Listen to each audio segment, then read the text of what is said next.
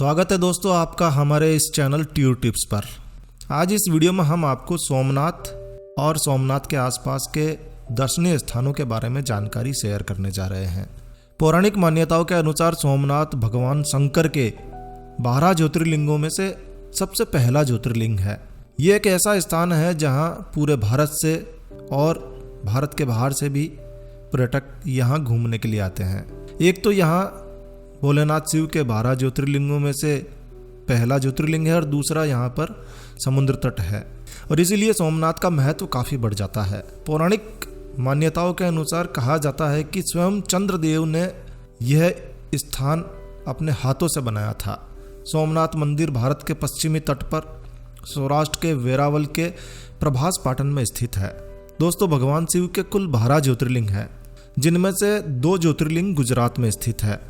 तो पहला ज्योतिर्लिंग सोमनाथ में है और दूसरा ज्योतिर्लिंग द्वारका के पास नागेश्वर में स्थित है।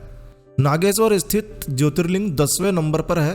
तो आज इस वीडियो में हम आपको सोमनाथ और उसके आसपास के घूमने योग्य स्थानों की जानकारी शेयर करने जा रहे हैं। और यदि आप सोमनाथ घूमने का प्लान कर रहे हैं तो ये वीडियो आपकी काफ़ी मदद करेगा। ये वीडियो आपके लिए काफ़ी उपयोगी साबित होगा। तो पूरा वीडियो देखिएगा, कहीं ना कहीं ये वीडियो आपके लिए काफ़ी उपयोगी साबित होगा। तो आइए शुरू करते हैं। तो सोमनाथ में शिव के 12 ज्योतिर्लिंगों में से सबसे पहला ज्योतिर्लिंग है। एक विशाल ज्योतिर्लिंग है जिसके दर्शन आपको सबसे पहले करने चाहिए।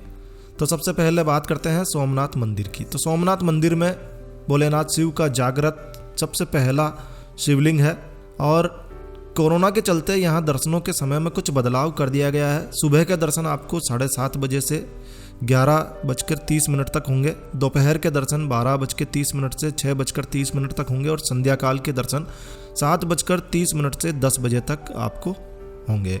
आरती का समय सुबह 7 बजे है, दोपहर 12 बजे और संध्या काल के समय 7 बजे है। लेकिन कोरोना के कारण अभी आप आरती में भाग नहीं ले सकते हैं। आरती में किसी भी बाहरी व्यक्ति को प्रवेश करने की अनुमति नहीं है।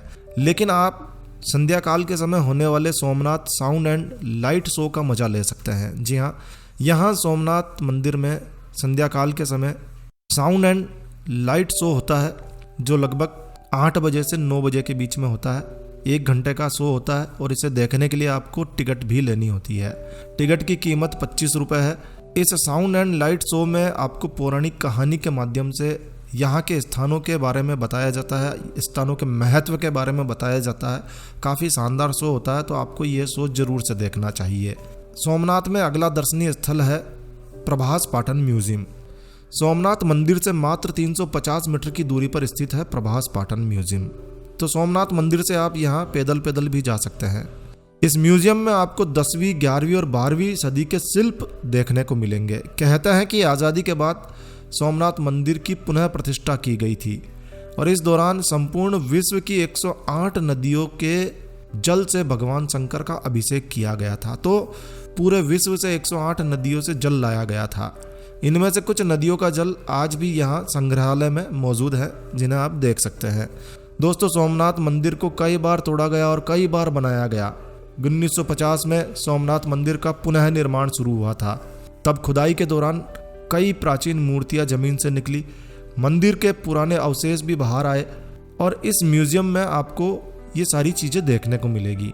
ये म्यूजियम वैसे पूरे सप्ताह खुला रहता है, मगर बुधवार के दिन ये बंद रहता है, तो इस बात का आप विशेष रूप से ध्यान रखें। सुबह 10:30 से शाम को 5:30 तक ये म्यूजियम खुला रहता है। तो इस दौरान आप यहाँ देख सकते हैं, घूम सकते हैं। म्यूजियम में प्रवेश करने के लिए थोड़ा शुल्क है। आपके लिए मात्र 5 रुपये का शुल्क है, लेकिन विदेशी पर्यटकों के लिए शुल्क 50 रुपये है। यदि आप यहाँ पर फोटोग्राफी करना चाहते हैं तो आपको कैमरे के उपयोग के लिए अलग से 100 रुपये और देने होते हैं। तो साधारण सा शुल्क है, मगर काफ़ी अच्छा म्यूजियम है, आप ज़रूर देखिए। अगला दर्शनीय स्थल है लक्ष्मी नारायण मंदिर। ये मंदिर भगवान विष्णु को समर्पित है। बेहद शांत वातावरण है, यहाँ का मन भावन वातावरण है। फोटोग्राफी करने के लिए ये काफ़ी अच्छी जगह है। कैमरे को आप मंदिर के भीतर भी ले जा सकते हैं। यदि आप फोटो प्रेमी हैं, फोटोग्राफी करना आपको अच्छा लगता है, तो ये काफ़ी अच्छा स्थान है, फोटोजेनिक स्थान है, शांत वातावरण है। तो आप यहाँ पर फोटोग्राफी कर सकते हैं। कुछ समय आप लक्ष्मी नारायण मंदिर में बिता सकते हैं। अगला दर्शनीय स्थान है सोमनाथ बीच। सोमनाथ मंदिर के साथ साथ सोमनाथ समुद्र किनारा है, यानी कि बेहद लोकप्रिय पर्यटन स्थान है। ये बहुत ही सुंदर स्थान है। सोमनाथ के दर्शनीय स्थानों को देखने के बाद आप यहाँ बीच पर कुछ समय बिता सकते हैं, रिलैक्स हो सकते हैं। समुद्र के किनारे बैठकर आप लहरों का मजा ले सकते हैं। इससे अच्छा स्थान आपको सोमनाथ में कहीं नहीं मिलने वाला है। तो 2 पल आप यहाँ चैन से बिता सकते हैं और आप यहाँ कैमल और हॉर्स राइडिंग भी कर सकते हैं। पैरासेलिंग का मजा भी आप यहाँ ले सकते हैं। तो सोमनाथ बीच पर आप कुछ समय रिलैक्स हो सकते हैं। अगला दर्शनीय स्थान है सूर्य मंदिर।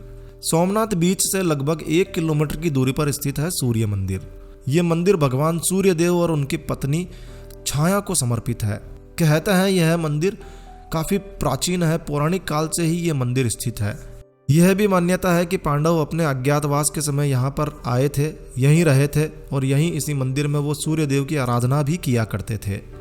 इस मंदिर में सभी दीवारों पर ब्रह्मा जी, विष्णु भगवान, लक्ष्मी जी, सरस्वती माता, सीता माता और पार्वती माता की मूर्तियों के साथ साथ तस्वीरों को बड़े ही अच्छे तरीके से यहाँ पर दिखाया गया है।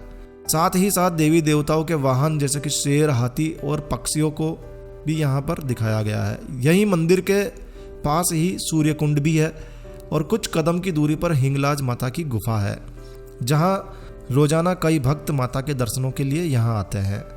तो ये काफ़ी दर्शनीय स्थान है, तो सूर्य मंदिर जरूर देखने जाएं। अगला स्थान है त्रिवेणी संगम। सूर्य मंदिर से 600 मीटर की दूरी पर यानी कि पास ही में त्रिवेणी संगम है। यहाँ 3 नदियों का संगम होता है, हिरण, सरस्वती और कपिला। ये तीनों नदियाँ यहाँ पर एक दूसरे से मिलती है। यहाँ पर घाट पर बहुत सारे कबूतर आपको देखने को मिलेंगे। बहुत सारे कबूतरों का यहाँ जमावड़ा रहता है और ख़ास बात यह है कि ये कबूतर किसी से डरते नहीं हैं, डर कर उड़ते नहीं हैं। तो यदि आप इन्हें अपने हाथों से कुछ दाना खिलाना चाहते हैं तो आप अपने हाथों से यहाँ दाना खिला सकते हैं, ये उड़ेंगे नहीं। तो यदि आप पक्षी प्रेमी हैं, पक्षियों से प्रेम करने वाले हैं, तो ये आपके लिए काफ़ी अच्छी जगह है। कुछ समय आप यहाँ बिता सकते हैं, कबूतरों के साथ खेल सकते हैं। तो त्रिवेणी संगम देखने जरूर जाएं। अगला दर्शनीय स्थान है 5 पांडव गुफा। त्रिवेणी संगम से मात्र 250 मीटर की दूरी पर ही 5 पांडव गुफा है। यह गुफा पांडवों को समर्पित है। यहाँ पांडवों को समर्पित एक मंदिर भी बना हुआ है। कहते हैं यह गुफा महाभारत काल से ही है। यहाँ मंदिर का निर्माण लगभग 1949 में स्वर्गीय बाबा नारायण दास के द्वारा करवाया गया था और यहाँ आपको भगवान शिव, राम लक्ष्मण, सीता मैया, हनुमान जी और दुर्गा माता का मंदिर भी देखने को मिलेगा। पास ही में व्यास गुफा है और नारायण मंदिर भी है, जिन्हें देखना बिल्कुल भी मत भूलिएगा। तो 5 पांडव गुफा देखने जरूर जाइए। पौराणिक मान्यताओं के अनुसार, कथाओं के अनुसार पांडवों ने अपने अज्ञातवास के समय यहाँ शरण ली थी। तो ये काफ़ी प्राचीन गुफा है, काफ़ी प्राचीन मंदिर है, देखना बनता है। 5 पांडव गुफा से कुछ ही दूरी पर हिंगलाज माता की गुफा है। हिंगलाज माता पांडवों की कुल देवी थी। ये गुफा भूमिगत गुफा है। अंदर एक मंदिर है जो पांडवों की कुल देवी हिंगलाज माता का मंदिर है। ये गुफा लगभग 10 फीट गहरी है। तो एक बार में केवल एक ही व्यक्ति यहाँ जा सकता है, उसे भी रेंग कर जाना होता है। लेकिन नीचे पहुँचने के बाद आप वहाँ बैठकर प्रार्थना पूजा कर सकते हैं, पर्याप्त जगह है। तो यदि आप रेंग कर जा सकते हैं तो हिंगलाज माता गुफा देखने जरूर चाहिए।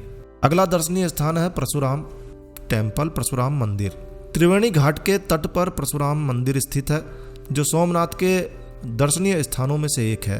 कहते हैं कि भगवान परशुराम ने क्षत्रियों को मारने के बाद स्वयं को पाप मुक्त करने के लिए यहाँ भगवान शिव की तपस्या की थी। तो यह मंदिर त्रिवेणी घाट के नज़दीक में ही है। यहाँ पर संस्कार विधि होते हैं। लोग संस्कार विधि करने के बाद यहाँ पूजा करने के लिए आते हैं। इस मंदिर में 2 प्राचीन कुंड है। गर्भगृह में भगवान परशुराम जी की मूर्ति है और दोनों ओर काला और कामके की मूर्तियाँ भी है। परशुराम मंदिर के पीछे ही उनकी माताजी माता रेणुका का मंदिर भी है। तो परशुराम मंदिर देखने जाएं तो उनकी माताजी का मंदिर जरूर से देख कर आएँ। अगला दर्शनीय स्थान है प्राची। यदि हम सोमनाथ के आसपास के दर्शनीय स्थानों की बात करें तो सोमनाथ से लगभग 22 किलोमीटर की दूरी पर प्राची तीर्थ है। ये भारत के सबसे मुख्य पवित्र धामों में से एक माना जाता है। मृत्यु के बाद जो अनुष्ठान विधि होती है वो यहीं से होती है और काशी से भी प्राची की महत्वता ज़्यादा मानी गई है। धार्मिक रूप से यह स्थान काशी के समान ही महत्वपूर्ण स्थान है, तो आप यहाँ भी जरूर जाएं। धार्मिक कथाओं के अनुसार भगवान कृष्ण यदुवंशी थे और उन्होंने अपने पूर्वजों के अनुष्ठान यहीं इसी तीर्थ पर किए थे। यही कारण है कि हिंदू धर्म में प्राची तीर्थ का महत्व और अधिक बढ़ जाता है। यह भी मान्यता है कि श्री कृष्ण जब पांडवों को ढूंढते हुए यहाँ आए थे तब साथ में उन्होंने उद्धव को श्रीमद् भगवत गीता का ज्ञान यहाँ दिया था और गीता का प्रचार किया था। उपदेश देते समय श्री कृष्ण यहाँ एक पीपल के पेड़ के नीचे बैठे थे और आज भी वो पीपल का पेड़ यहाँ पर स्थित है।